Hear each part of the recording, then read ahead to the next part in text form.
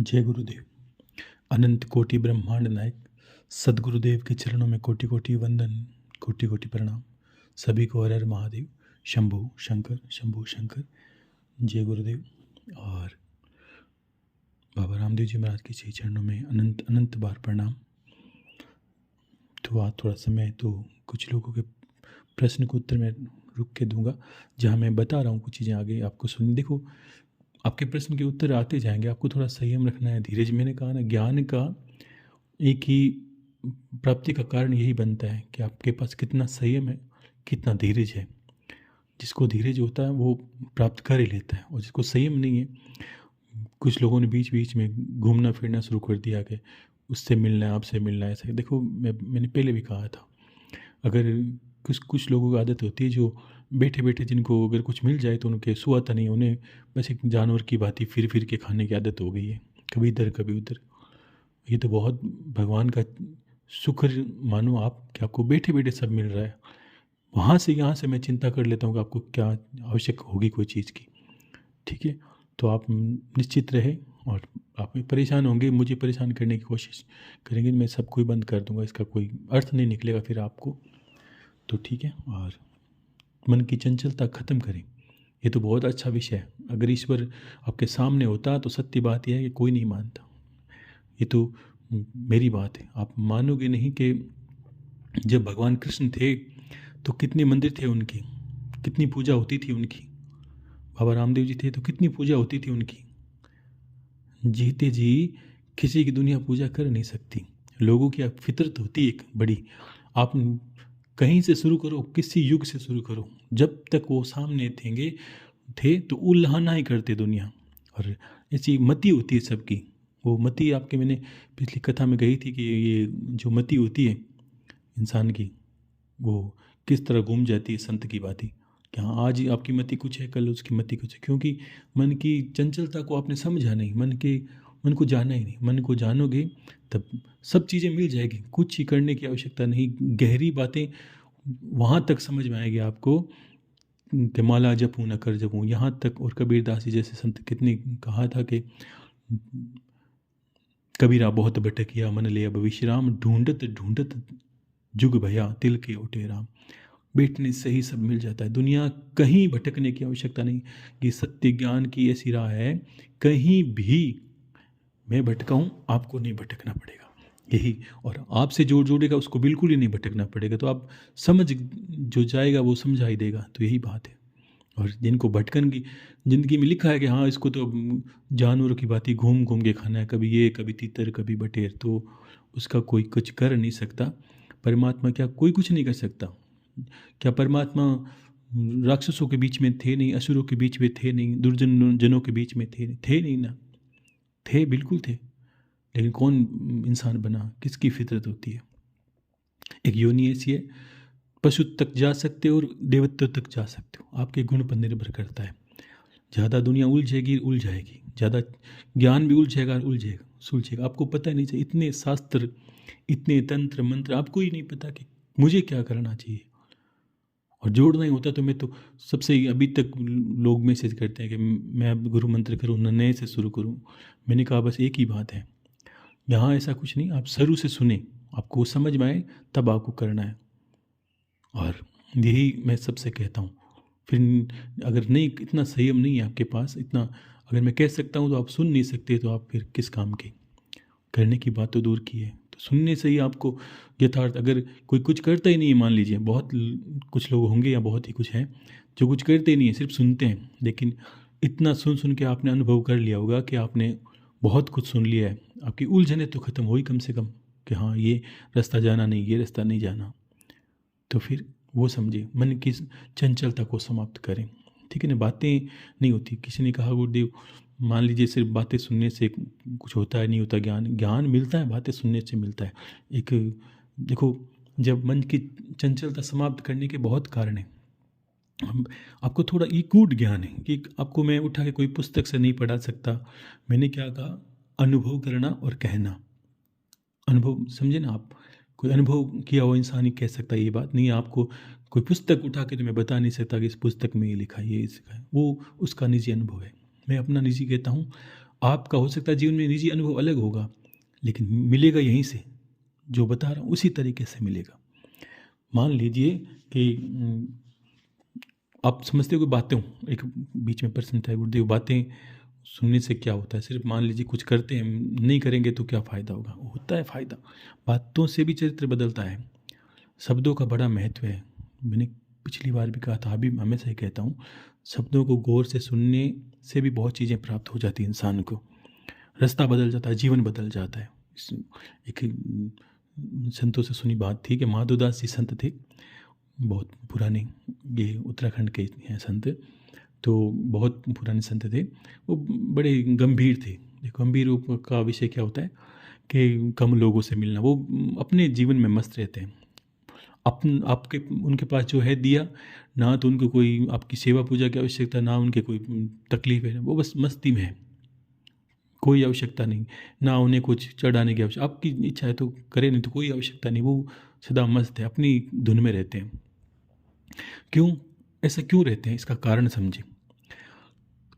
जब कमाते ना, ये कमाई है, जब ईश्वर नाम की हम करते हैं, मान लीजिए मैं मेरी भक्ति पूजा पाठ करता हूँ, ये मैं क्या करता हूँ, मैं कमाई करता हूँ। अब जब अंधा होके मैं खर्चा करूँगा ना, तब मेरे पास कुछ नहीं बचेगा। वो अंधा होकर खर्चा कब, जब 4 लोगों 40 लोगों से मैं घिरा रहूँगा, बोलूँगा कुछ, बताऊँगा, उनकी समस्या सुलझान, ये ज्ञान दूर से दिया जा सकता है। ये आज कितना संसाधन हो गया है। उपयोग सदुपयोग तो यूज़ करने वाला या जो उपयोग लेने वाला है उस पर निर्भर करता है। तब जाके वो ये समझ जाता है कि बोलने से, देखने से, ज़्यादा चीज़ें, ज़्यादा इधर उधर घूमने से, ज़्यादा भटकने से शरीर की ऊर्जा नष्ट होती है। जैसे भोग भोगने से होती है, जैसे ही कुछ भी करने से शरीर की ऊर्जा नष्ट होती है। ध्यान से, संयम से, व्रत उपासना से, आराधना से, साधना से हम ऊर्जा का स्तर बढ़ाते हैं।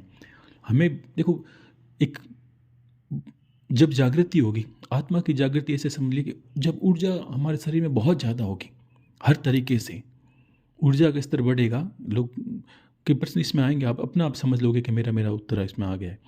जब हम ज़्यादा जब पूजा, आराधना, साधना, ध्यान जो भी करते हैं, एक सब जितनी क्रियाएं बताइए, अब मान लो आप दिया बत्ती करते हो, धूप बत्ती करते हो, उससे भी आप भगवान से प्रार्थना करते हो, जुड़ते हो, उससे एक ऊर्जा मिलती है। अब उस ऊर्जा का नित्य उपासना में लोग खर्चा करते हैं। कैसे? आज दिन भर पूजा की और 3 लोगों से द्वेष है, उस पर गुस्सा किया। हाँ, हो सकता है आप साधक हो या पूजा पाठ करते हो, सामने वाले का हित होगा, ये तो गारंटी है। क्योंकि आपने क्रोध किया है तो उसका परिणाम आएगा सामने वाले के जीवन पर, बिल्कुल आएगा।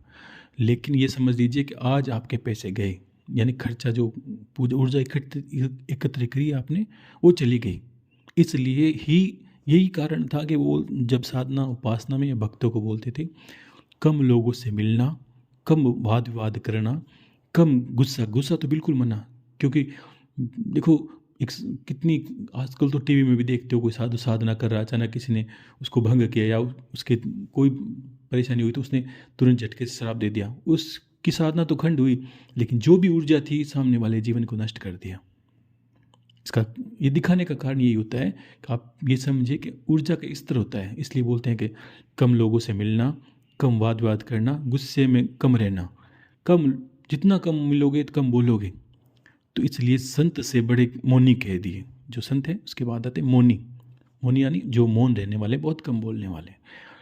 जरूरत हो इतना, मैंने कहा एक कला आप सीखिए, जितना हो सके शब्दों का कम प्रयोग करें, वाद वाद बिल्कुल ना करें, इससे आपकी ऊर्जा नष्ट होगी।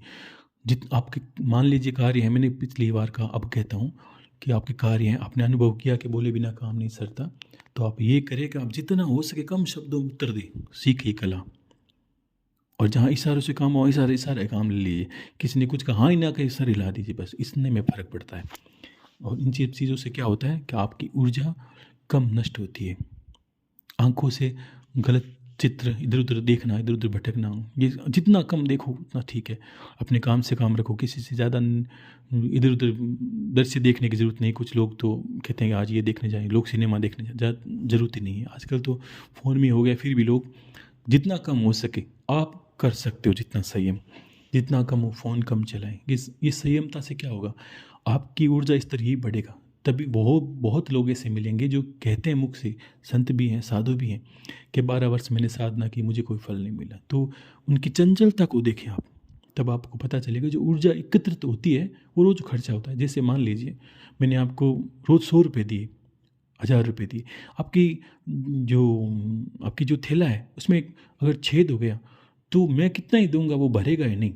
आप रोज़ करते हो, भरेगा नहीं, क्योंकि आपने उसको इसमें एक छेद बना हुआ जो जिससे वो जो पैसे हैं संपत्ति वो गिर रही है। वैसे ही तब बोलता है संयमित से भोग, संयमित से आचरण, ये खाना पीना हर चीज़ पर ऊर्जा के स्तर को एक तंत्र आता है रुद्रमाल्य तंत्र, उसमें भगवान शंकर ने एक बात माता पार्वती ने पूछी थी, भगवान कि जो संसार है, देखो ये बातें बहुत एक एक पॉइंट ऐसे अंतर में समा के रखना, 10-20 लाइनों में एक अच्छा कोई पॉइंट आए तो उसको बड़ा ध्यान से समझना कि उस पर आप जैसे कोई गौ माता पे लेख लिखता है वैसे छोटी सी बात में आप बहुत बड़ा समझ सकते हो।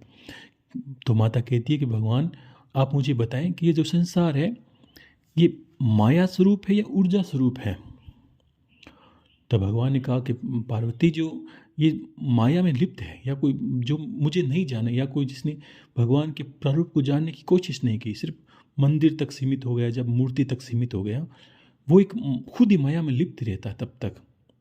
और वो क्या करता है, वो चाहे मंदिर का पुजारी हो चाहे संत हो भक्त हो, तब तक वो मेरे ऊर्जा से स्वरूप को नहीं समझेगा, यानी शक्ति रूप जो मेरा है तुम्हारा ऊर्जा से है ब्रह्मांड को नहीं समझेगा, वो वास्तविकता में मुझ तक पहुँच ही नहीं सकता।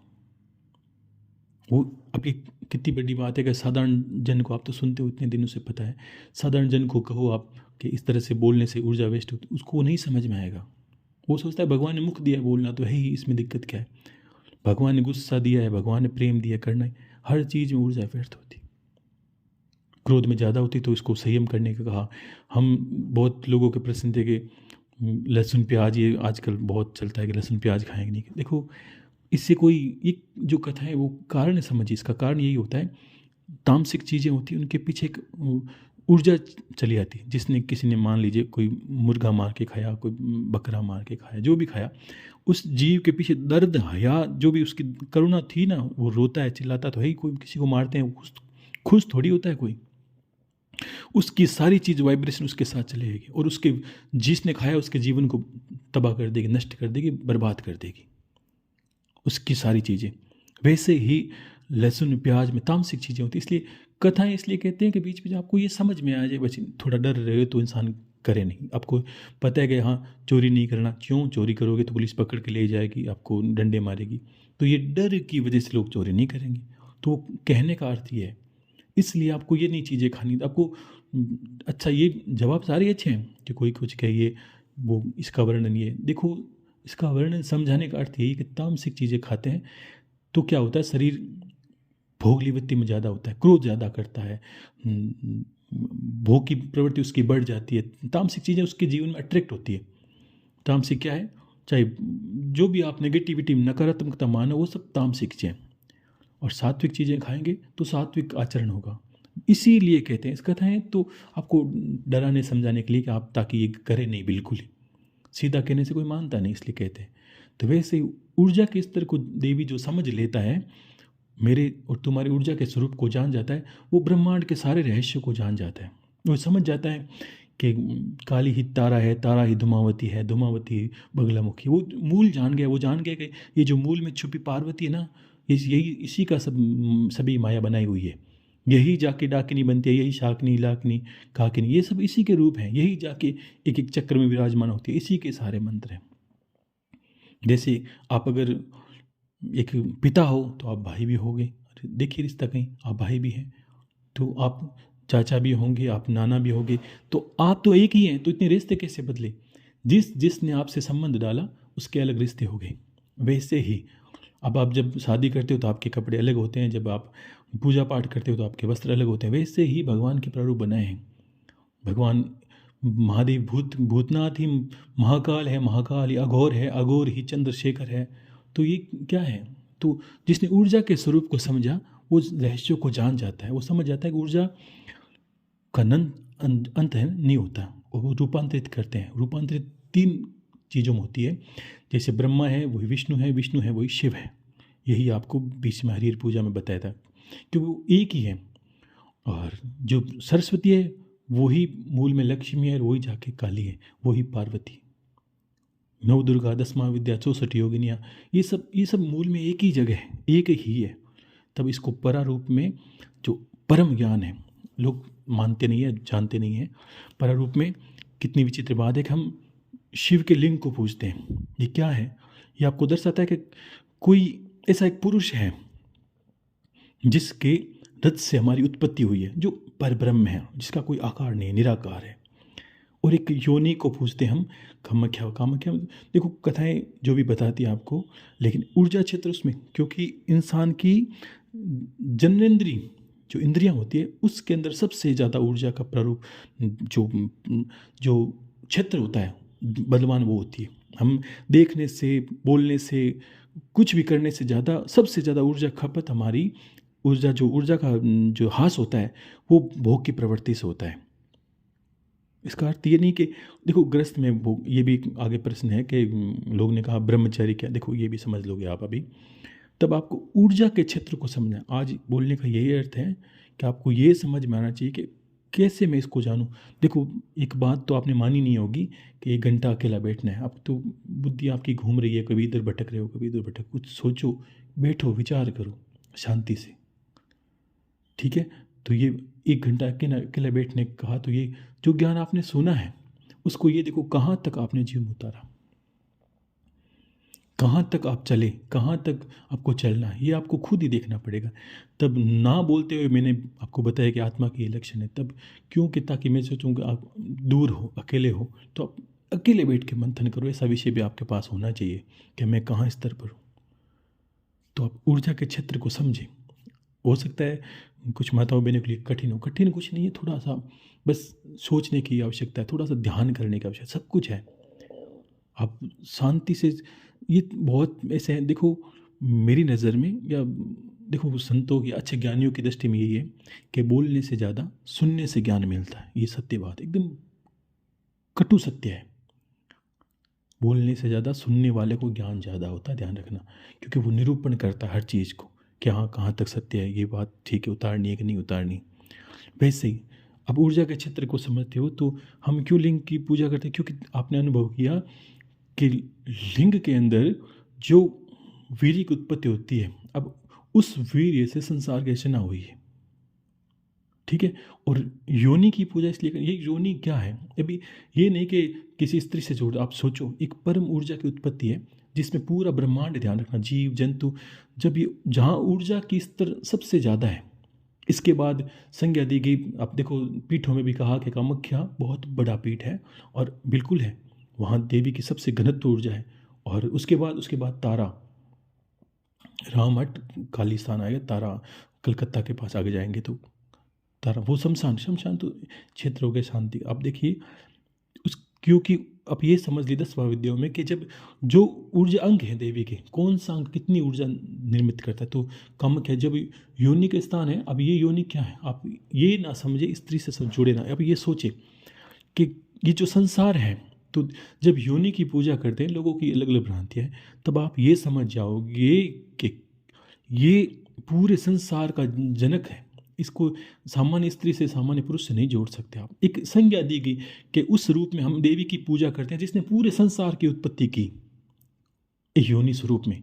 उसमें जीव है, जंतु है, पेड़ है, पौधे हैं, पशु पक्षी, सब की उसकी मूल रूप की ऊर्जा को पूजते हैं। क्योंकि जन्नेन्द्रिय तो सभी है, पुरुष नहीं, जीवों में क्या जन्नेन्द्रिय नहीं है, उसमें लिंग योनि नहीं है, सब कुछ है। लेकिन आप ये समझो घनत्व ऊर्जा का वहाँ उस क्षेत्र को हम उस रूप में देवी की सतत रूप में सारी ब्रह्म, जब योनि मंडल की पूजा होती है या कामाख्या की पूजा होती है, तब ये समझ लीजिए कि वो अन्य विज्ञ में सारी जो संसार की देवियाँ, चाहे वो यहाँ की हैं, चाहे किसी दूसरे देश की हैं, चाहे वो सब प्रकृति में सारी चीज़ें, उसमें जीव जंतु, पेड़ पौधे, पशु पक्षी, सब कुछ आ गया। और देवी को वो एक पूजा बहुत बड़े स्तर पर प्राप्त होती है, और उस जगह ऊर्जा का स्थान सबसे ज़्यादा है। जैसे शिवलिंग दूसरी मूर्तियों के मुकाबले जहाँ शिवलिंग बनी होती है उस पर ऊर्जा ब्रह्मांड से बहुत ज़्यादा गिरती है, वैसे ही योनि मंडल है। शिवलिंग को मैं तो अब योनि मंडल और लिंग दोनों एक जगह हुई है, शिवलिंग प्रारूप हो गया हमारा। अब ऊर्जा का घनत्व तो दिखने की दृष्टि में ये भी है कि जब भोग की प्रवृत्ति होगी तो ऊर्जा का ह्रास भी ज़्यादा होगा, संयम करेंगे तो ऊर्जा की प्राप्ति भी ज़्यादा होगी। तो इसका अर्थ ये तो नहीं है कि हम ग्रस्त जीवन छोड़ दें या संतान जनना या संतान की संतति से जीवन चलता है। पूजा इसलिए करते हैं कि इसी योनि से पूरे संसार की उत्पत्ति हुई। यहाँ कोई मनुष्य या पूरी स्त्री से कोई लेना देना नहीं है। यहाँ एक आकार है जिसने हम जो शक्ति रूप में पूजते हैं ऊर्जा, ये ऊर्जा का मूल स्रोत है योनि, और ये लिंग उसका प्रारूप है। जो पर ब्रह्म है, पराशक्ति है, उसकी बात हम कर रहे हैं यहाँ पर। तो इन दोनों पे संयम करने से क्या होगा, ऊर्जा की प्राप्ति भी ज़्यादा होगी। तब ये कहेंगे कि अगर हमें स्तर को बढ़ाना है तो हम इन दोनों चीज़ों पे संयम देना होगा। यहाँ ज़्यादा बोलने से ज़्यादा यहाँ पर संयम। अब ये क्या है, क्या यानी हम गृहस्थ जीवन में जिए इससे अलग नहीं। अब इसको और अच्छे समझे, ब्रह्मचर्य पे बात आएगी कि ब्रह्मचर्य क्या है। देखो, क्या स्त्री और पुरुष के संयोग से ब्रह्मचर्य खंडित होता है? क्या उसको बचाना या उससे प्रेम नहीं करना, तो इसका अर्थ तो ये तो नहीं है कि आप सब शादीशुदा हो तो पत्नी अलग हो जाए, पति अलग, ऐसा नहीं। आपको इसको समझ लें और अच्छे से।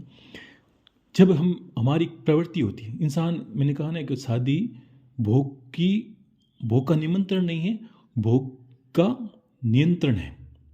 क्यों कि एक इंसान, अगर कोई जानवर है बार बार भटक रहा है इधर उधर, उसको खाने पीने की कहीं व्यवस्था नहीं, तो वो जगह जगह अपने कहीं मुंह डालेगा कहीं तो ईश्वर की बनाई प्रवृत्ति और संतजनों की प्रवृत्ति, एक इंसान को एक पत्नी के बंधन में बांध दिया जाए, वो उसकी भोग का नियंत्रण। क्योंकि जो आयु बढ़ेगी उसके साथ साथ वो प्रेम बढ़ेगा। फिर एक भोग की प्रवृत्ति शांत होगी, प्रेम ज़्यादा होगा। तब वृद्ध अवस्था में देखते हैं हमारे दादा दादी, नाना नानी, अब शरीर उनका साथ ही नहीं देता, लेकिन उनमें प्रेम बहुत ज़्यादा है। क्योंकि अब वो प्रेम का स्तर को जानने लगे, भोग से ऊपर उठे, प्रेम को जानने लगे। और वास्तविकता में अगर ब्रह्मचर्य को देखो तो ये क्या है, ना वो भोग भोगने की कला को दर्शाता, ना कोई बात। यदि ये दर्शाता है कि अगर मान लीजिए आपको किसी गलत दृश्य को देखने के बाद आपकी भोग की प्रवृत्ति जागृत होती है, मान लीजिए, तो क्या होता है, हमें ब्रह्मचारी नहीं। एक कथा थोड़ी छोटी सी कहूँगा, मैंने आपको शायद बता दी थी, ये बहुत पहले कही हुई, फिर भी आपको अच्छे से सुन ले, और साल भर पहले मुझे लगता है बताइए, लेकिन आप समझें। एक गुरु के 2 शिष्य थे, और शिष्यों ने क्या किया कि एक गुरु ने बड़ा ब्रह्मचर्य पे जोर दिया था कि भाई आपको, आप तो शादीशुदा है नहीं, लेकिन फिर ब्रह्मचर्य का ध्यान रखना है, ठीक है ना, और आपको भोग की आसक्ति की तरफ आकर्षित नहीं होना है। तो ऐसे करके गुरु बहुत उस जगह पर जो ये विषय थे उस पर बहुत कटर थे।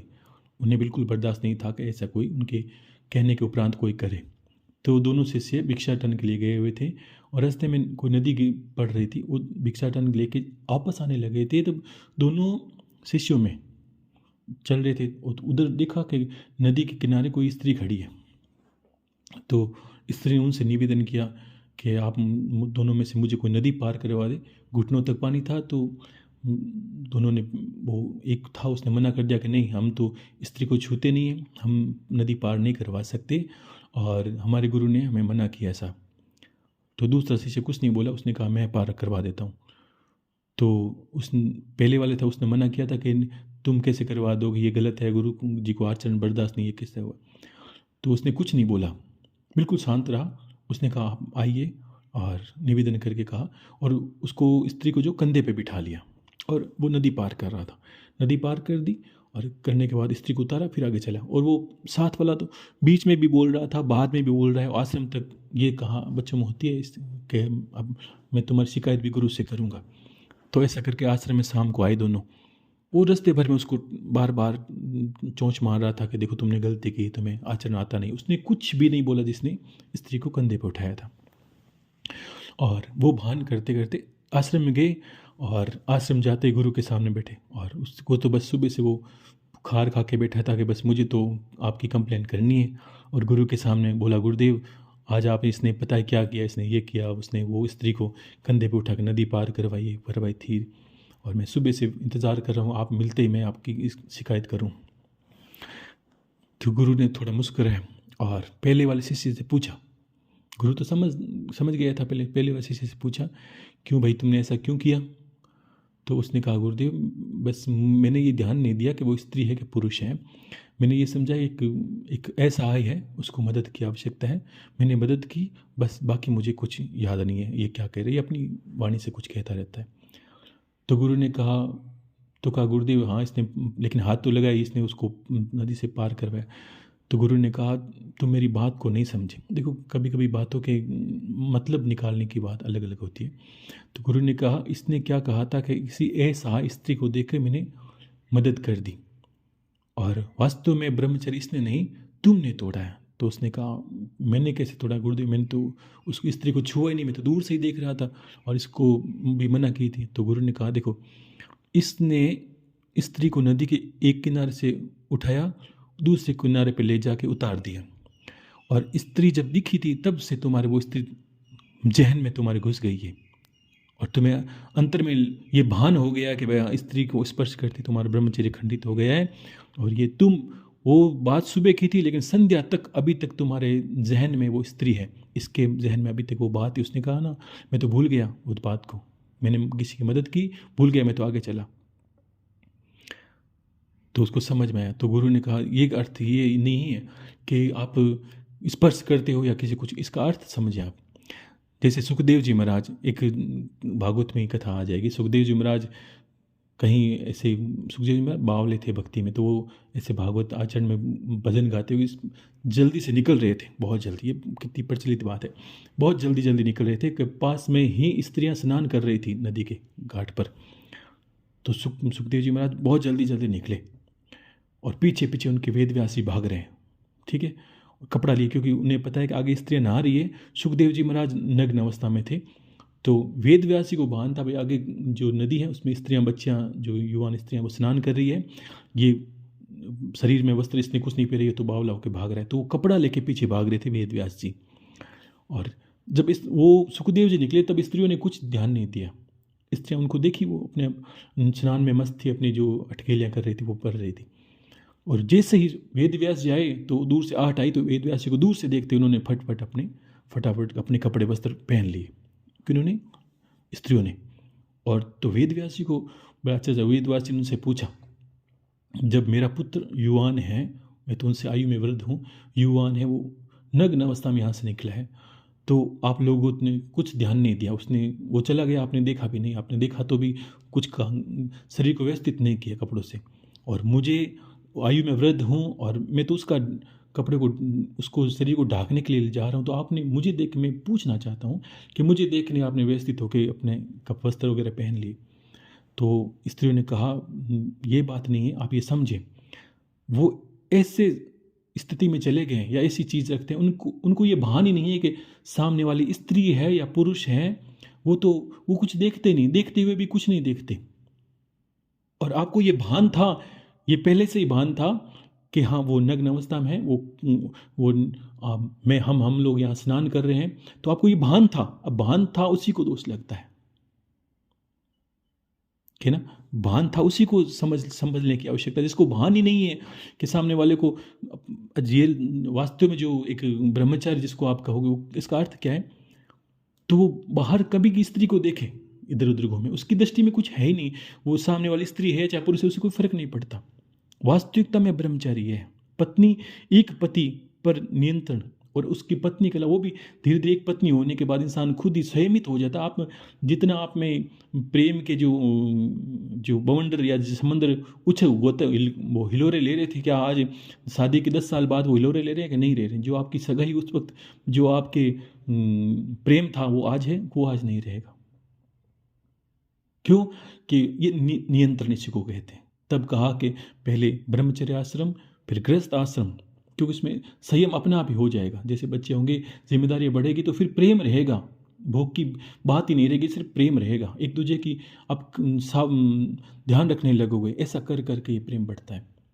और आसक्ति, अब कुछ लोगों खान पान की वजह से वो तो अब उसको, जिसको असंतुष्टि हो उसकी आप समझ लीजिए कि कितनी स्त्रियां, उसे कोई फर्क नहीं पड़ता।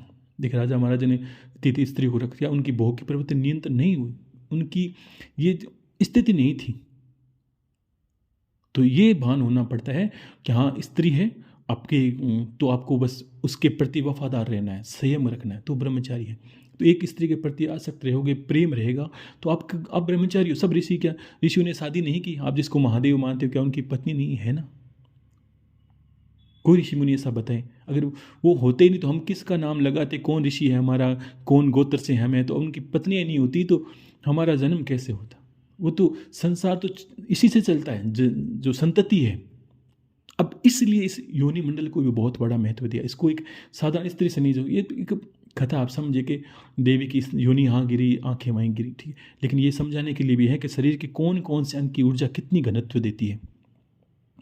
तब जाके जहाँ ऊर्जा का स्तर ज़्यादा होता है वहाँ साधनाएं सिद्ध हो जाती है। वहाँ ऊर्जा ऐसे ही पहले से, जो समझ लीजिए आप कमाते हो और कहीं ऐसी जगह कमाने चले गए जहाँ पैसों की बाढ़ आ रही है, तो आपको पता है यहाँ तो हाथ हिलाने की आवश्यकता है, पैसे ही पैसे हैं, तो वैसे ही वहाँ पर ऊर्जा का घनत्व ज़्यादा है, ठीक है।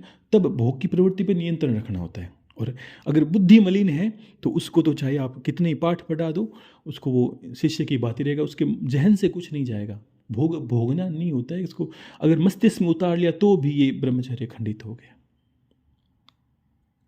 तो ये समझिए आप, इसका अर्थ ये नहीं कि आपको शरीर पर संयम करना है, विवाहग्रस्त नहीं चलाना, तो आप कैसे आगे जीवन तो विस्तार इसी से, आप कैसे इसको न कर। ठीक है, आपने बचपन से ही सोच लिया कि हाँ मुझे ये करना नहीं, वो आप पर निर्भर करता है। तो ऐसा करके ये आपको समझे, संयम करें, ऊर्जा के स्तर को समझें, फिर नियंत्रण करें कि हाँ मुझे यहाँ अपनी ऊर्जा का जो खपत है करनी नहीं, आप अनुभव करोगे। और इस मंडल को हम ज़्यादा, तो योनि मंडल की जहाँ आप बहुत बड़े योनि मंडल, योनि तंत्र बहुत बड़ा भी ग्रंथ है, लेकिन ये एक ऐसी स्थिति बुद्धि से परे है कि आप समझो कि बहुत कम लोग इसके, ये जानने की आवश्यकता भी नहीं आपको, लेकिन ये समझिए कि बहुत बड़ी बुद्धि, जहाँ स्त्री पुरुष का भान आपको बंद हो, तब जाके इसी ग्रंथों का अध्ययन होता है। जब आपकी बुद्धि भी इस तरह का आचरण ना कर सके, सोचने पर भी आपकी बुद्धि ऐसे नहीं जाए कि वो स्त्री है कि वो पुरुष है, उसमें मेल ये बढ़ता है, ऐसा ही है, ऐसा कुछ नहीं, तब जाके वो ग्रंथ अध्ययन, तब आप समझ में आएगा जो संसार की ऊर्जा है। तब महादेव ने कहा कि देवी जो ऊर्जा के रूप में तुम्हें जान लेता है वो सब कुछ पा लेता है, उसको कुछ करने की आवश्यकता नहीं। फिर वो योग ध्यान सबसे परे चला जाता है, उसको जिसको मूल समझ में आ गई, जिसने पेड़ से पत्तों से शुरुआत की और जड़ तक पहुंच गए, जड़ तक ही पहुंचना है। यही कुंडली शक्ति के, ये जड़ तक ही पहुंचना है। ये क्या करेगी? कुंडली शक्ति करेगी या आपकी ऊर्जा के स्तर को बढ़ाएगी। तो जैसे जैसे शरीर की ऊर्जा बढ़ेगी, तो इसलिए कहा कि भोग पे जो नियंत्रण रखना है, खाने पाने पर, हर चीज़ पर नियंत्रण करोगे तो ऊर्जा शक्ति बढ़ेगी। क्रोध नहीं करोगे, क्रोध से, काम से, इन दोनों से सबसे ज़्यादा ऊर्जा हमारी खपत होती है। तो संयम करना है।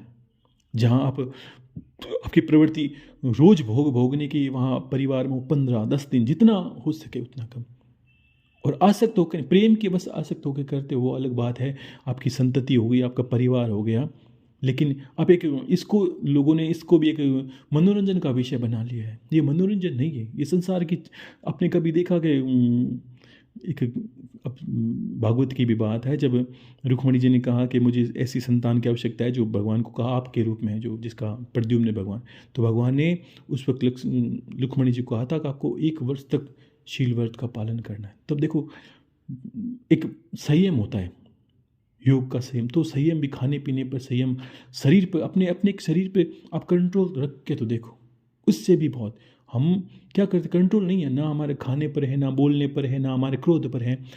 माताओं बहनों प्रश्न किया गुरुदेव में, हमारी जो चाह के भी मन नहीं, ये कारण क्या है? आप थोड़ा खुद पे सोचो। ऐसी कोई मंत्र नहीं होगा मैं यहाँ से मारूंगा और मन आपका संयमित हो जाए, नहीं होगा। चंचल बुद्धि आपकी इंद्रियों को भटकाएगी, इंद्रियों के पीछे मन भागता है। अब इंद्रिया क्या है? आँख, कान, ये समझ लीजिए। अच्छी बात की बहुत माताएं बहनें होगी, अच्छी बात को नहीं सुन सकती, गलत बात को कम, जो दीवार के पार है उसको सुन लेगी। वो उसके कमरे में, उस स्त्री के कमरे में क्या बात हो रही है, पड़ोस के घर में क्या बात हो रही है, ऐसा आप समझे में, आप तो लोग नहीं करते हो, लेकिन बहुत स्त्रियाँ ऐसा करती है। दीवार के पार की बात उसको सुनाई देती है, क्योंकि उसने कान की जो इंद्रियां हैं उसका सही उपयोग करना सीख लिया है। सही नहीं है, लेकिन समझो कि उसकी दृष्टि में वो सही करना सीख लिया कि हाँ मैंने दीवार की पार की बात सुन ली, जो नहीं सुननी थी। जब गलत सुनोगे तो वो क्या करेगी? दूसरों को कहने पर मजबूर करेगी। क्यों? कि आप पता है पड़ोस के घर में ये चल रहा है, आपको नहीं करना, आपका काम ही नहीं है। जो दृश्य नहीं देखना वो आप देखना चाहते हो, हाँ वो क्या दिखे, गांव में कुछ देखो, मदद के लिए गुहार आज देख ली हर गली में। आपको ये नई बात तो कोई है नहीं। कोई दुखी हो उसके लिए तो इकट्ठे कम होंगे, अगर कोई दो झगड़ा हो तो तुरंत ही हजारों आदमी देखने के लिए टूट पड़ेंगे। यहाँ तक जानवर लड़ते हैं तब भी लोगों को आनंद आता है, क्यों? ऐसा क्योंकि उनकी तामसिक चीज़ें खाकर तामसिक चीज़ें देखने की आदत भी पड़ गई है। कहाँ कहाँ ऊर्जा हम नष्ट कर रहे हैं ये देखना। तो कम लोगों से मिलना, कम वार्ता करना। तो मौनी इस तरह मौनी होते, ठीक है। ये आज समझा, इसलिए समझा रहा हूँ कि आप उलझी उलझी बातें आपको लग रही होगी, लेकिन ऊर्जा के स्तर को समझे। तो जो अभी बात कहूँगा वो माधुदासी वाली। तो माधुदासी ने ऐसी बात कही कि बातों बातों में किसी ने कहा कि जब वो सत्संग कर रहे थे तो किसी ने कहा कि भाई महाराज आप तो बातें करते हो, बातें करने से क्या होता है, कोई जीवन में बदलाव आए तब। तो महाराज ने कहा बातों से क्यों फ़र्क नहीं पड़ता? पड़ता है। तो किसी ने बहस की और कहा गुरुदेव मेरा एक भाई है और आप उसको बदल के बताएं बातों से। गांव में वो बिल्कुल आलसी है, 12 बजे उठता है, कुछ नहीं करता, पूरे गांव भर उसको मनुष्य मानता है, कुछ नहीं कहता उसको। अगर वो बदल जाए आपकी बातों से तो मैं मान लूँ। तो गुरु ने कहा कि भाई ठीक है, क्योंकि गुरु का संयम था अपने जीवन पर, संयम था। तो अगर मेरा संयम होगा तो आप भी बदलोगे, आपके अंदर बदलाव आएगा।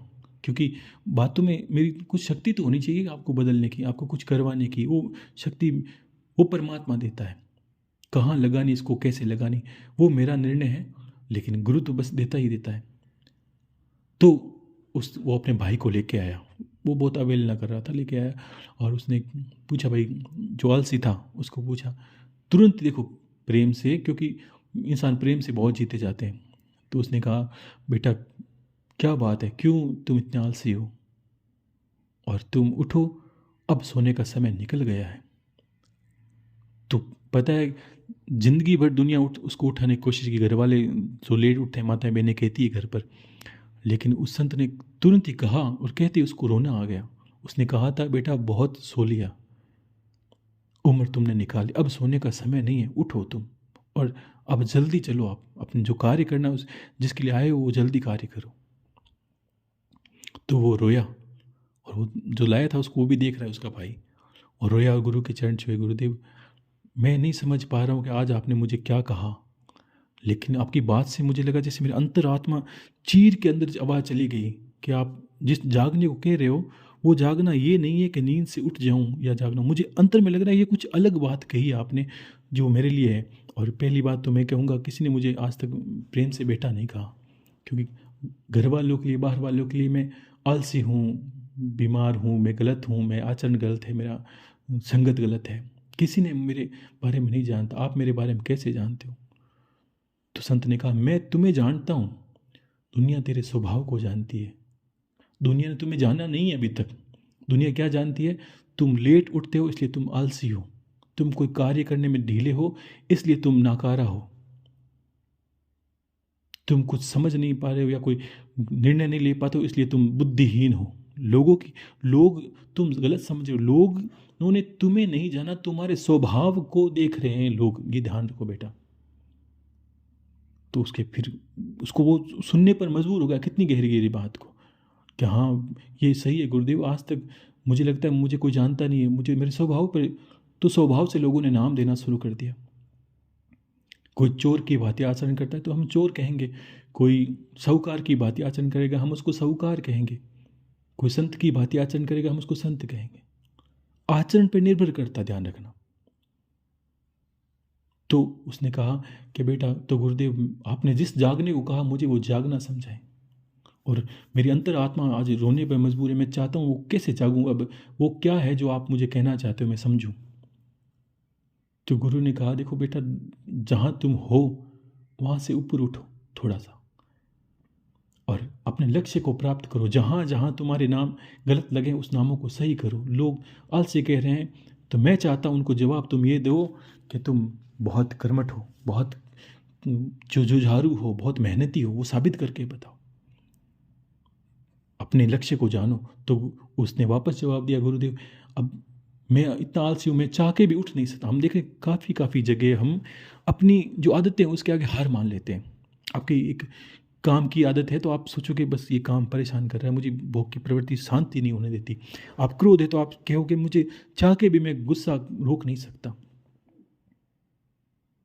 और कोई कुछ कहता है, ये जो आपके स्वभाव हैं हम, और एक जगह हम उन पे हार मान लेते हैं। नशा करते हैं तो हम सोचते हैं ये लोग तंबाकू के लिए भी कितने लोग परेशान हैं कि तंबाकू छोड़ नहीं सकती, चाय छूट नहीं सकती, कोई भी चीज़ आप जो नशा करते हो छूट नहीं सकती। भला ऐसा कुछ है क्या जो जीव छूट नहीं सकता? लोग प्राण छोड़ देते हैं, पूरा शरीर छोड़ के जाते हैं ना। लेकिन तब गुरु ने कहा ये आदतें तुम्हारी पड़ी है, इनको समझो। लेकिन इसकी पड़ी क्यों है? क्योंकि बोलते हैं ना, खाली दिमाग शैतान का घर। तुम दिन भर बैठे रहते हो, सोते रहते हो, कार्य नहीं है तुम्हारे पास, अपने लक्ष्य नहीं है। तो लक्ष्य निर्धारित करो, क्या लक्ष्य है तुम्हारा? गुरु ने पूछा तो उसने कहा, गुरुदेव मैं इन लोगों को दो टूक मुंह पे जवाब देना चाहता हूँ, बोल के नहीं करके जवाब देना चाहता हूँ कि जिसको नाकार समझा वो ऐसा इंसान है। तो गुरु ने कहा, कल तुम लिखो, मेरे कहने से एक कागज पर लिखो। क्या लिखो? कि तुम ये लिखो कि तुम इस गांव के सबसे धनी इंसान बनोगे, और बनोगे, ये लिख दो आप, ठीक है।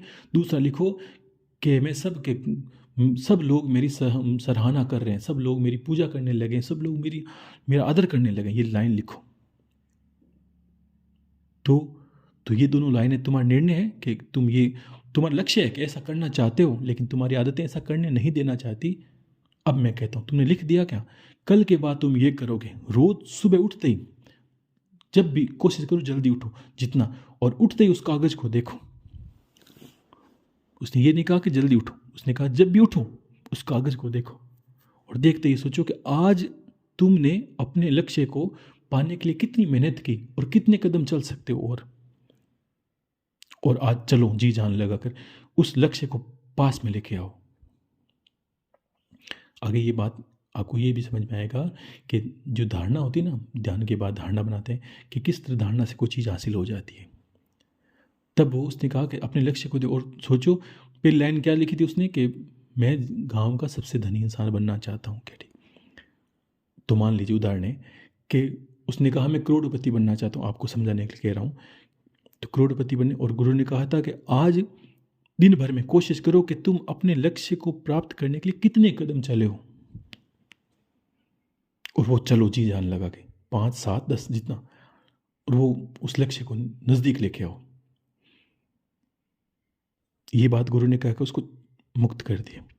वो दूसरा भाई जिसको लेके आया था ना, बोला बातों से बदलाव नहीं आता, वो देखता ही रहा कि इसने कभी ऐसा ज्ञान सुना ही नहीं, ना कोई देखा। तो उसने कहा अभी तो बात की बात है। तो दूसरे दिन से ही उसने एक लक्ष्य लिखा इसको, और उसके बाद उसके लक्ष्य को कैसे पाने की कोशिश की कि उसने सुबह उठते ही जो टाइम था, ठीक है जल्दी नहीं उठा, ठीक टाइम समय पर उठा, उठते ही उसने लक्ष्य को देखा, और देखते ही लगा मान लीजिए उसने लिखा, उदाहरण के लिए बोल रहा हूँ कि जैसे करोड़पति बनना है, और लिखा मुझे चाहता हूँ गांव के सब लोग मेरी इज्जत करें, सम्मान करें। अब क्या, वो सुबह जल्दी उठा, उठते ही सबसे पहले खेत में गया काम करने के लिए, और अपनी जो भी काम करते जो अपनी कमाई होती है उसको करने के लिए गया। उसने लिखा मैं करोड़पति बनना चाहता हूँ। और वैसे ही अपने लक्ष्य को करोड़ के लिए, अब ये कोई इंसान करोड़ रुपए कमाना चाहता है और उसने एक दिन में अगर 10,000 रुपये कमाए, तो फिर उसको क्या करना है कि 99,90,000 रुपये कमाने। क्यों? कि उसके बाद उसने 10,000 रुपये कम कर लिए। उसमें ध्यान रखना, अपने लक्ष्य को प्राप्त करने के लिए जितना चल सको उसको नज़दीक लेके आओ। 10 कदम तो कम किए, 10,000 तो कम किए 1 करोड़ में से। और दूसरी लाइन लिखी कि मैं गांव चाहता हूँ, गांव के सब लोग मेरे जिसने मेरी अवहेलना की है, जिसने मुझे नाकार रखा है, वो मेरी इज्जत करे। तो उसने क्या किया, उसके लिए वहाँ से जैसे खेत से आया, उसके दिमाग में वो लक्ष्य था, सुबह से देखा था, और अचानक देखा किसी किसान को कोई परेशानी है, कोई गाड़ी पलट गई थी, तो उसने, पूरे गांव जानता था वो नाकारा है, उस किसान की जो बैलगाड़ी वो पलटी, तो उसने उसके सहारा लेकर उसकी जो बोरियां थी उस छकड़े पर या बैलगाड़ी पर वापस रखवाई। किसान देखता रहा, उसने मदद करके आगे चला। तो किसान ने कहा भाई तू तो आज भगवान की तरह मिला है मुझे यार, बहुत मदद की आज, बहुत बहुत तेरा धन्यवाद। वो इतना खुश हुआ, पूछे मत। उसने कहा बस गांव में एक इंसान ने आज मेरी इज्जत की है, और वे बड़े मन से उसने लक्ष्य को देखा था, मैं चाहता हूँ गांव का पूजे। और उसने कल कहा कि बस अपने आप देखो, अंतर से जागृत होते हैं ना, तब कहने से फर्क पड़ता है, लेकिन हमें कदम चलना पड़ता है। तो दूसरे दिन उसने कहा आज मैं जल्दी जाता हूँ, मैं चाहता हूँ कि मेरे 1 करोड़ में से आज 10 नहीं 15,000 ही कम हो। मैं चाहता हूँ कि उसमें मेरा करोड़पति बनने का जो मंजिल है वो जल्दी आए। तो वो अपने आप 1 घंटे जल्दी उठा। जब अब हमारी जिम्मेदारी बढ़ती है, आप देखते हो माता मैंने घर में हम लोग उठते हैं 8-10 बजे, मान लीजिए कभी उठते हैं, अचानक अब हमारे घर पे काम हो जाए, कोई शादी विवाह, तो हमें पता है सोने का उठने का समय नहीं, क्यों, हमें पता है 3 दिन में शादी करनी है तो करनी है, काम करना है तो करना है, जिम्मेदारी बढ़ जाती। तो उसने अपने आप संयम से 1 घंटा जल्दी उठा और खेत पे और मेहनत की। आज 10 ले आऊँ, कल 15 लेके आऊँगा, 15 नहीं 11 मिले कोई बात नहीं, लेकिन उसने कहा नहीं आज और जल्दी करोड़पति के बनने के पास में हो। और मदद करने की उसने ऐसी आदत डाली, 1 की 2 की 3 की, किसी ने कहा, और 1 महीना 1 साल 1.5 साल के अंदर वो अपने गुरु के पास पहुंचा और प्रणाम करके नतमस्तक हुए, हे गुरुदेव, आप परमात्मा स्वरूप ही मेरे जीवन में आए हो। क्यों लोग जान नहीं पाते कि किस तरह आपने मेरी बातों से जीवन बदल दिया।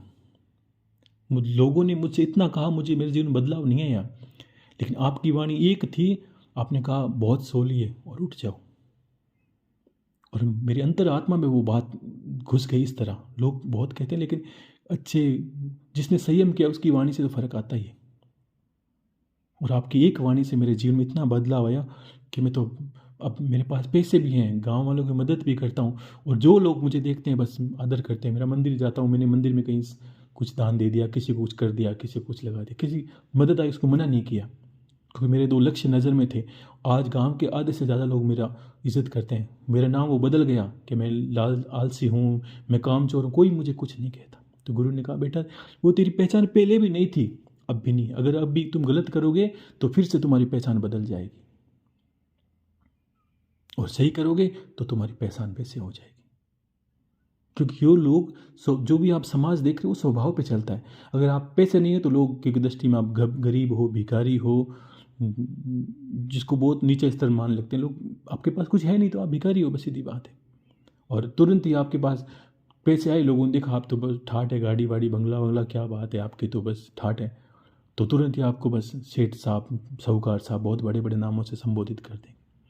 तो लोगों की क्या बात है, तो लोगों तो आप तो स्वभाव से बदलते हैं, और स्वभाव देख के लोग निर्णय करते हैं कि आप आज क्या हो, कल क्या बनने वाले हो ये कोई जानता है। आप इतने लोग सुनने वाले, तो हो सकता है कल कोई बहुत बड़ा दिग्गज संत बन जाए, कोई बहुत बड़ा ज्ञानी बन जाए।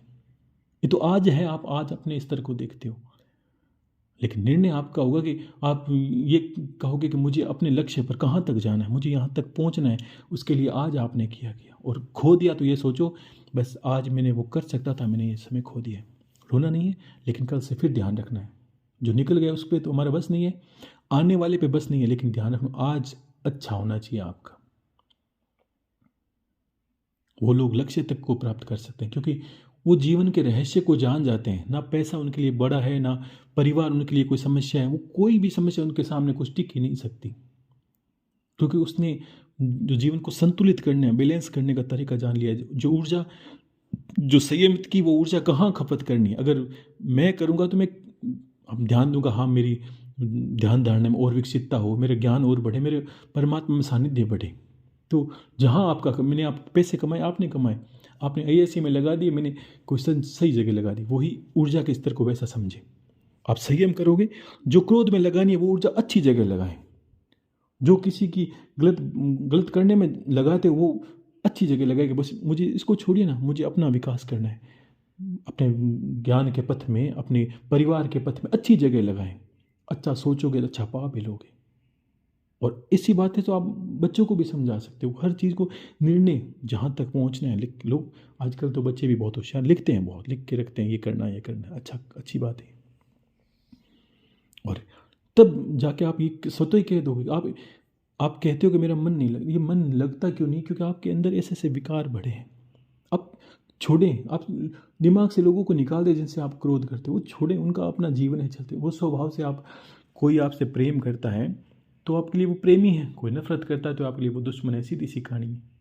अगर वो दुश्मन आदमी आज आपसे प्रेम करने लगे तो कल आप बोलोगे कि नहीं वो तो फालतू में हमने पहले बेर किया था, आज तो वो हमारा बहुत प्रेमी है। तो स्वभाव से लोगों का आचरण पता चलता है। तो ऊर्जा के स्तर को समझे, ठीक है। तो जीवन को बैठकर कहीं क्यों लोग भटकते हैं, ये बड़ा देख के दुख भी होता है। बहुत लोग हैं जो इधर भटकते हैं, कुछ संत बन गए वो भटकते हैं, कुछ है जो झोला लेकर इधर को, क्यों आवश्यकता कहाँ है जब इतना सामने रखी वस्तु को, कोई दिन में रखी वस्तु का कोई एक टॉर्च लेके ढूंढे तो उसको मूर्ख ही कहोगे आप। जो आंखों सूर्य की रोशनी में सामने चमक रही है कि ये पड़ा जो तुम्हें चाहिए, लेकिन फिर भी वो अंधों की बात ही टॉर्च लेके दिन में भी दीपक लेके ढूंढ रहे हैं कि कहाँ मिलेगा। अरे जो सामने है उसको देखो आप, ठीक है। तो समझो ऊर्जा के स्तर को। और माताओं बहनों को विशेष कहूँगा, पुरुष तो करते हैं, लेकिन अब संयम रखो, अपनी जानो, किसी जगह कुछ भटकने की आवश्यकता नहीं है। इतना आसान है नहीं तो मैं कह देता आप आ जाओ यहाँ से, मेरे पास एक पोटली पड़ी उसको ले जाओ आप मैं वो नहीं करता। सत्य बहुत कटु होता है, हाँ बहुत सादा सा होता है, इसमें कुछ नमक मिर्च नहीं लगाया होता है। कभी कभी होता है ना कि अब कि हाँ बीच में मुझे लगा था पेट में मुझे हल्का कुछ खाना चाहिए, तो मैंने एक लौकी का जूस पिया। आयुर्वेद कहते हैं लौकी का जूस पिया, मैंने कुछ दिन पिया, मुझे लगा ये तो एकदम बिल्कुल साधारण सा, इसमें तो कोई पता ही नहीं चलता, ना नमक है ना चीनी है, कुछ है ही नहीं, इसको कैसे पिया जाए। लेकिन वो सबके लिए सत्य भी वैसा ही होता है, जिसमें कुछ मीठा नहीं, उसमें चटपटा नहीं, जीभ के हम चटकारे नहीं ले तब तक क्यों खाएं। लोग ऐसे जो पानी वानी में डाल के वो ऐसे करते हैं, वो कुछ गोल गोल खाते हैं, वो पानी भर के जी भर के, और वो डालने वाला हाँ उसके अंदर हाथ डालता है लंबा लंबा, और पूरे शाम तक तो पानी काला हो जाता है। माताएं बहनें बच्चे उसको खाते खूब जी भर के। ये आपको देखना है कि आपको खाना क्या है, नहीं खाना नहीं। संयम आपका निर्भर करता है। पूरे जीवन को हमने संयम से जिया ही नहीं। हम तो, मैंने कहा ना, हमें पता नहीं कि आज खाना क्या। सब जीवों में एक नियम चलता है, हमारे पुरुषों में कोई नियम नहीं है, स्त्रियों में कोई नियम नहीं है। हम तो नियम तोड़ते ही चलते हैं, हमारी कोई चिंता ही नहीं है हमें क्या नियम। तो अपने आप को मैं दूसरों का नहीं बोलता कि दूसरे आपको नियम मानते नहीं, खुद के निर्णय होना। मेरा नियम है कि मैं बस, मुझे किसी भी परिस्थिति में, चाहे रात को 3 बजे सोना पड़े, मुझे 5 बजे बिस्तर छोड़ के उठना, ये तो लास्ट है। कोशिश करते 4 बजे उठना है, लेकिन 5 बजे के बाद मुझे किसी परिस्थिति में नहीं सोना। और मैं आज सोता हूँ तब शरीर का अभ्यास पड़ जाता है। मुझे किसी भी परिस्थिति में ठंडे जल से नहाना है, ये मेरा अभ्यास है। आपका नहीं है, कोई बात नहीं। कोई बीमारी हो, कुछ कहा गुरुदेव मुझे तबीयत ठीक नहीं, वो आपके देखो नहीं करना ऐसा। मैं अपनी स्थिति बताता हूँ, लेकिन ये ध्यान रखें, ये तो एक बात कह रहा हूँ। आप और चीज़ों पे भी नियम कर सकते हो। जो लोग बैठ नहीं सकते, कुछ निकाह मिला, किसी भी परिस्थिति, ये जो मंत्र करते हो सोहम, ये तो आपको यही है जो आपको ये विकारों से निकालेगा। कुर्सी पे बैठ के कर सकते हो, पलंग पे बैठ के कर सकते हो, गद्दे पे, आप चाहे बहुत बड़े मखमल के बिस्तर पे बैठे हो तब भी कर सकते हो। आप हिंदुस्तान में कर सकते हो, आप अमेरिका में कर सकते हो, लंदन में कर सकते, कहीं भी करो, ईश्वर सब जगह वास करता है। ये तो जड़ बुद्धि का काम है कि हिंदुस्तान में भगवान है, बाहर राक्षस है, ऐसा कुछ नहीं। ईश्वर सर्वत्र विराजमान है, ना वो किसी मूर्त में विराजमान है। वो तो उसको जब समझोगे मूल को, इसीलिए कहा था बीच में देवी की बात आ गई, योनि तंत्र की बात आ गई। ये समझो, ये मूल है, इसको समझोगे। समझना होता है, एक बुद्धि स्तर छोटा होता तब तक ये गान भी समझ में नहीं आता, कि हमें लगता है नहीं ये तो ये वो है ये, क्योंकि हमें अभी तक आदत हो गई तर्क वितर्क करने की, क्योंकि हम सुन नहीं सकते तो जबान बोलती ज़्यादा है, तर्क ज़्यादा करती है, ज्ञान हमारे अंदर बिल्कुल नहीं है। ठीक है ना, बोलने से पहले ही कि हाँ बस मुझे समझ में आ गया, तो समझ लेना इसको बहुत बड़ा ही समझ में आ गया कुछ। ठीक है ना, तो ऐसा समझिए आप बात को। और फिर से निवेदन करता हूँ, शांति से। इधर उधर कुछ लोग भटकते हैं, क्यों भटकते हो आप, क्या कारण है? कोई चीज़ ऐसी है जो गुम गई है, कोई वहाँ ऐसा, तो ऐसा कुछ नहीं मिलेगा इसको आपको। एक जगह बैठ, जितना समय जो फालतू इधर उधर घूमने में लगा है वो समय लगाए, समय दे। आपका नियम होना चाहिए परिवार को समय देना, इसमें ही गुरु का लिए कुछ करना है, इसलिए में ही परमात्मा का ध्यान, सब कुछ इसके अंदर मैं कर रहा हूँ, आप भी करो, सब कुछ करो। लेकिन धीरे धीरे परमात्मा, अब मेरा पलड़ा ये वाला भारी हो गया तो मुझे परिवार से ज़्यादा ये काम अपने आप ही गुरु ने अपनी तरफ खींच लेता है वो परमात्मा। वो तो ये समय मेरा बढ़ जाता है अपने आप ही, वो 24 घंटे मुझे नहीं लगता, मेरे लिए 24 घंटे सामान्य इंसान के लिए जो 100 हैं, मेरे लिए वो 24 घंटे बन जाते हैं। मेरे लिए तो वो 24 ही ऐसे पड़े रहते हैं कि हाँ सब कर लिया, फिर भी समय पूरा पड़ा है खाली। क्यों? कि जब ईश्वर इसको बोलते हैं कि समय सिद्ध हो जाना, अगर आपको 100 माला करनी है तो आपको लगेगा कि जो 4 घंटे लगते हैं आपके 2 घंटे में हो जाएगा। वो क्यों? कि आपको बस आपका निर्णय ऐसा है समय सिद्ध का। तो ईश्वर जब आपको प्रकृति आपके धीरे धीरे आपके अनुकूल होती जाएगी, आपको लगेगा बस हमारा तो बस निर्णय करना है, बाकी तो सब हुआ समझो। दीपावली आप ऊर्जा को समझोगे तो मंदिरों की बहुत, इसलिए बहुत होते हैं ये चीज़ें। दीपावली घर पे गया अचानक सा, उसी दिन जब धनतेरस का दिन था, शाम को समय सोते ही ऐसे आया कि मैंने सोचा पता नहीं क्यों ऐसा, जब पूजा करने की इच्छा हुई लक्ष्मी जी की तो तुरंत ऐसा लगा कि जैसे स्वयं देवी अपने आप कह देती है आपको, ये कोई बड़ी बात नहीं, आपके स्तर पे होगी मुझे नहीं लगता। तो तुरंत ऐसा बहाना है कि नहीं नहीं मुझे मेरे लिए बहुत बड़ा हवन का आयोजन करना है, इसी बार करना है तुम्हें। तो तुरंत ही मैं रात को वहाँ से आया, और आप मानोगे नहीं, वहाँ से मैंने एक है गुरु भाई जी जो खेतों में रहते हैं, तो उनसे यहाँ नज़दीक में नहीं था तो गौ माता का गोबर वहाँ से मंगाया, तो उसको वहाँ से लेकर ईंटें पत्थर सब कुछ मंगा के जगह बनाकर उसको अच्छा सा देवी का एक योनि मंडल बनाया। अपने आप ही देखो स्वतः होता है, ऐसा कुछ पहले निर्णय नहीं होता कि 3 दिन के बाद मुझे ये करना है। मुझे मेरे जीवन में यही होता है कि अभी 1 घंटे बाद क्या करना है वो भगवान निर्देश कर दें कि तुम्हें 1 घंटे बाद ये करना है, ये गुरुदेव का काम है सब। तो वो बना के और देवी के 1008 नामों से स्वतः कमलगट्टे से आहुतियाँ देनी पड़ गई। वो मतलब जो निर्णय नहीं था, जो ध्यान ही नहीं था कैसे करना, स्वतः ही हो गया और उसका परिणाम भी आया, सब कुछ अच्छा हुआ। तो इसमें कोई दो नहीं, आप जब संयमित होगे, मंदिर ऊर्जा मूर्ति स्वतः आपको भान करवाएगी, आपको ये करना है, आपको ये करना है, आपको ये करना है। आपको कोई पुस्तक किसी की आवश्यकता नहीं है, ये तो कोई भगवान मिले और गुरु मिले उसके बाद ही अगर आपको ये बोझा ढोना पड़े तो समझ लो आपकी दुर्गति निश्चित है। आपको गुरु कोई फ़ायदा नहीं किया, आपको परमात्मा ने कोई फ़ायदा नहीं किया। अगर परमात्मा मिल जाए फिर पुस्तक उठा के कुछ करना पड़े तो सोचो परमात्मा की फिर क्या। पुस्तक तो यही बताती है कि परमात्मा तक जाओ, और अगर परमात्मा जीवन में आ गए फिर भी आपको पुस्तक ढोनी पड़ रही है, फिर भी आपको कुछ इधर उधर भटकना पड़ रहा है, तो समझ लीजिए आपकी दुर्गति को कोई रोक नहीं सकता। ठीक है ना? तो ऐसा समझे, किसी की आवश्यकता कहाँ है, सब कुछ तो है, सब कुछ वहीं है जहाँ आप हो, जहाँ मैं हूँ। ऐसा नहीं मैंने कहा यहाँ है मेरे पास, आपके पास भी है। बुद्धि ये घूमती है कि मृग तृष्णा होती है हिरण की बात है, वो सोचते हैं गुरु जी के पास कुछ स्पेशल है, वहाँ जाके करूँगा तो मेरा सब हो जाएगा।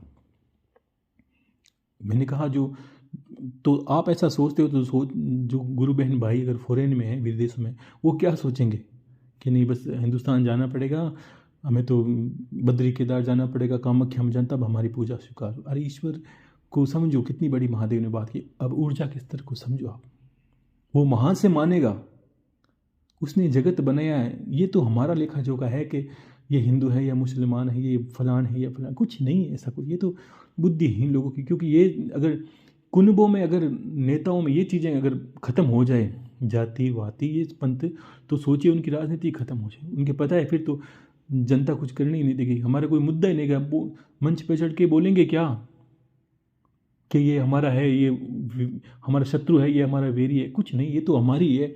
अगर वो तो बहुत बड़े स्तर की राजनीति, क्योंकि एक गली में यहाँ तक लड़ाई है लोगों के घर में, तो इसका मतलब ये थोड़ी कि वो अलग है वो अलग है, अलग कुछ नहीं है, स्वभाव है सबका।